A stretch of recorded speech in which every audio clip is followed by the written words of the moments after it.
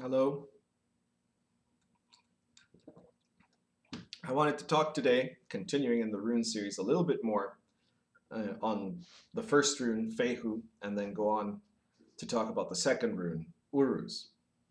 So, with Fehu, one question kind of springs to mind, which is why is the letter F the first letter of the Elder Futhark of the Germanic language? And I couldn't say the historical reason. I could say what is not the case, which is that in almost every other alphabet using culture in that area at the same time, F wasn't the first letter.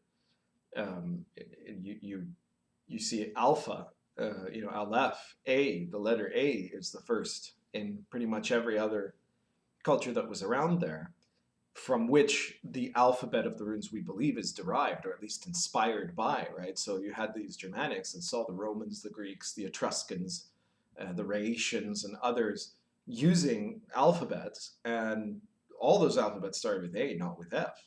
So it is a little bit unusual, but I think there's a possibility to argue that this F sound, the F, the Fehu, was already associated with this image, and it was so important that that's why it became principal. It became first in their alphabet, and it's this symbolism of the cow, right, the bull, the wild beast that we can tame, that is to bring us prosperity, is something so important. And there's even a connection in all this with this notion of language, right? Is that if we can control language, if you can discover how to take words and make them into magical symbols, like letters, right? Letters here being magical symbols, then you can do magic. You can do things that you could never do before. You can keep records. You can write what dead men have said, produce this, right? You can create and transmit knowledge, right? There's an element here of the mysteries of Mercury, right?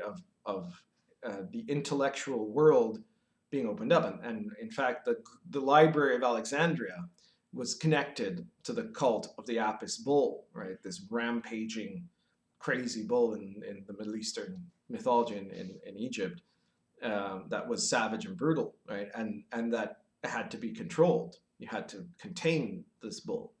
So there's all this imagery over and over again. You see this also in the stories of the Mithraists, right?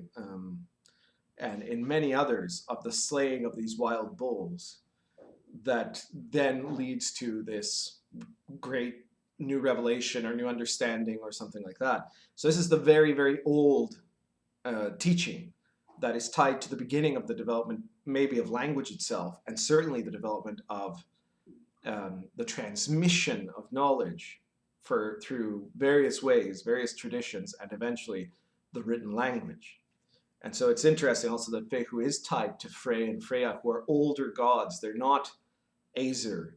They're not the gods that were the main gods of the Germanics at that time, of the Vikings. They were the older bunch, the Vanir, the ones that were there before and eventually got supplanted. They're the equivalent in the Greek mythology of the Titans that were the first gods, and then later the Olympians came, So they represent the old ways. Anyways, this moves us on to the second rune, which is related in many ways, and I'll show you my little rune set there. This is Uruz. Here's a bigger image of it. Oh. And Uruz is the letter U. It's the second letter in the runic alphabet, and it represents an auroch. And an auroch is an extinct, or extinct up till very recently. It's funny to say that. Species of wild cow that existed in Northern Europe.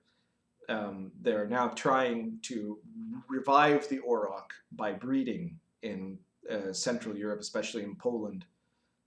So we may actually get aurochs back now, but for a very, very long time, up until the 15th century or so, the aurochs were a very important thing in Europe. They were Europe's equivalent, you could say, of the buffalo or something like that. They were a wild a shaggy wild cow, different from the tamed cow because they had not gone through all these centuries or millennia of breeding. And so they represented, I think, by the time of the Futhark, they represented maybe what that Fehu rune initially represented. You remember in the last video I was telling you about how the Fehu rune is a really, really ancient rune. It dates to at least 17,000 years ago. You can see it in cave markings made at that time. And it symbolized the cow, and the cow, this wild thing, this untamed thing at that time. They hadn't dominated it yet. And so it was this wild force you can't really control. And I think by the time of the Northern European pagans designing the Futhark alphabet, you could control, obviously, cattle. Cattle was a symbol now of wealth, of prosperity, of stability. But the auroch was a symbol of a creature that was not controlled. And so it represents the untamed force. And it also represents, therefore, hardship, stubbornness, determination. It's a purification by a process of being shaped, of going through turmoil and overcoming and finding a way around a problem.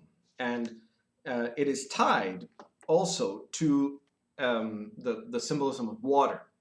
And what you see in the process of it is that it emerges out of the well of weird, going upwards, and then it turns and begins to sink, and then it flows downward until it has returned to the well of weird from where it came, right? But not at the same point. It has moved on,